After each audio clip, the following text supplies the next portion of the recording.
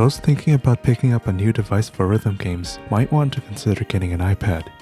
iPads are arguably the best options out there when it comes to rhythm games. Let me explain why. If you are someone who plays on a phone, you might want to consider getting an iPad for these reasons. Firstly, you won't have to worry about phone calls or messages getting in the way.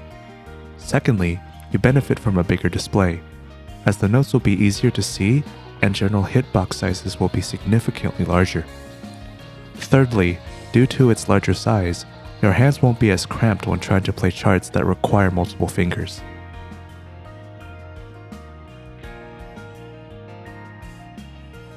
Okay, so you're finally convinced to get an iPad? Awesome. You might be wondering though, why an iPad? What about other Android tablets? Well, it depends. But you should probably still get an iPad. Here I have both a Samsung Galaxy Tab and an iPad Pro. I will compare both devices side by side to help you understand how these two devices stack up. Let's start with touch latency. Take a look at these two devices and see if you can make out a difference.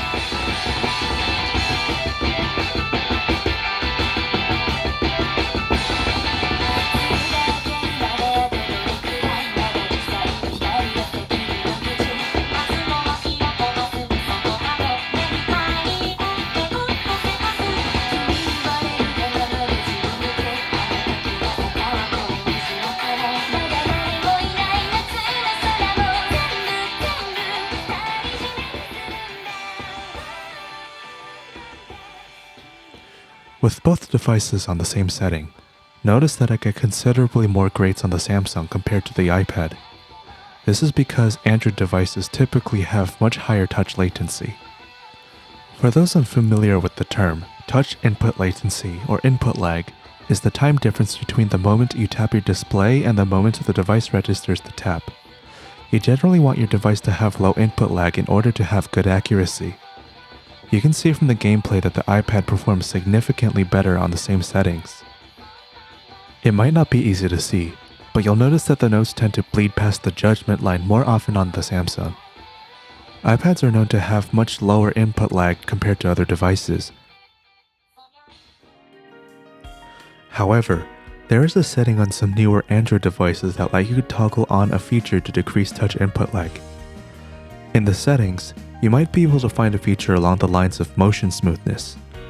What this does is it doubles the amount of frames rendered on the display, and as a result, doubles the responsiveness of your touchscreen. Games like Project Sekai support this feature natively on Android, and this helps these devices perform about on par with iPads. While games like Project Sekai support this feature natively, games like Prang Dream or Idolmaster don't play well with 120Hz, and in those scenarios, these games will perform considerably worse than on an iPad, so if you're someone who plays multiple rhythm games, you might want to consider this. Another reason you might want to choose an iPad is due to reliability. Due to the nature of there being too many Android devices and not very many iPads, trying to develop and bug fix games on Android is a nightmare. Yeah. It is also less likely that you'll find a fix for a particular problem that you have.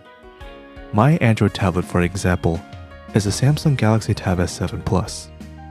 Samsung tablets are notorious for having touchscreen problems. Even their newest line of tablets suffer from this issue. This isn't a problem that happens often, but sometimes it may happen when you least expect it. My touchscreen is not working! Hey! Why? So if you don't want to deal with that, you should probably just get an iPad. The third reason are the speakers. If you want to play with wired headphones, you probably don't have to worry about this. But if you play with speakers, well, have a listen for yourself.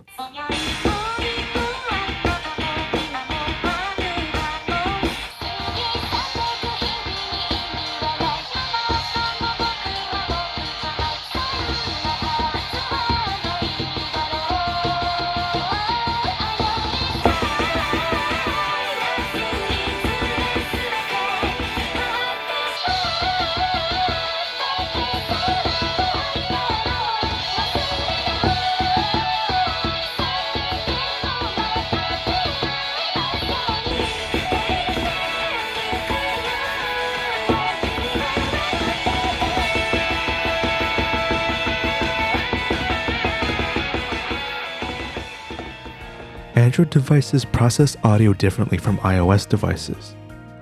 Android devices may use software tricks to make the speakers sound better. While this is good for content consumption, this is not necessarily good for gaming, because that software processing adds extra latency. Games generally will bypass this audio processing, which results in the speakers sounding a lot worse than they actually are. Take a listen.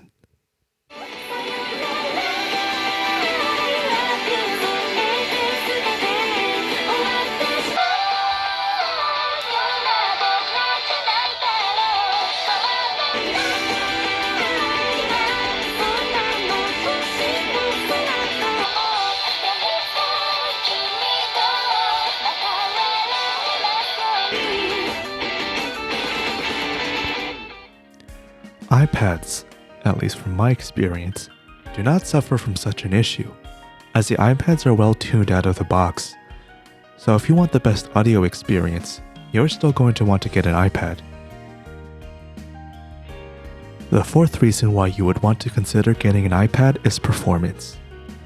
If you want to be able to play not just rhythm games, but literally any other type of game, I'll have you know that no Android tablet comes even close to the iPad. This is the graphics score of arguably the most powerful Android tablet out today. And here's the score of an iPad Pro that came out nearly 2 years ago. Yeah. It's basically twice as powerful, not to mention the fact that these games are generally much more optimized on iOS than on Android. This might not matter now, but in a couple of years from now, games will be almost unplayable on the Android tablet, while the iPad will still have some life left. The last reason are the accessories on iPads. I love the screen protector I have on my iPad. I've searched all over the internet for a similar screen protector for my Android tablet, but I just cannot find one, and I probably never will.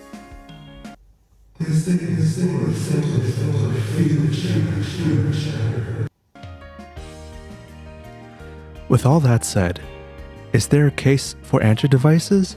Yeah, for sure. Android devices are extremely flexible. Is the screen size too big for you? No problem. Does your game not have a lane cover? No problem. Do you want to download the Japanese version of apps? Or sideload Sonolis? No problem. If you care about these things, you can definitely get an Android device, but it's up to you whether you're willing to make the trade-offs. Personally, I wouldn't. Now, how about some device recommendations? I use a 2022 iPad Pro, and it's been pretty good for everything that I throw at it. It's a little on the more expensive side though. Here's a list of iPads that I recommend. Some of these tablets might not be as powerful as the iPad I have, but they should be more than plenty for what you need to use the iPad for. Most of the devices I recommended here are of the 11-inch size. I personally find devices above that size to be a little bit too big, as you find yourself having to reach with your fingers, and that might be uncomfortable for your wrists, so keep that in mind. If you prefer Android and are willing to put up with its flaws, here are some devices that I recommend. Thanks for watching. I hope you learned something today. If you like what I make, do leave a like and subscribe for future videos. Also leave any comments if you have any questions or other concerns. Until next time.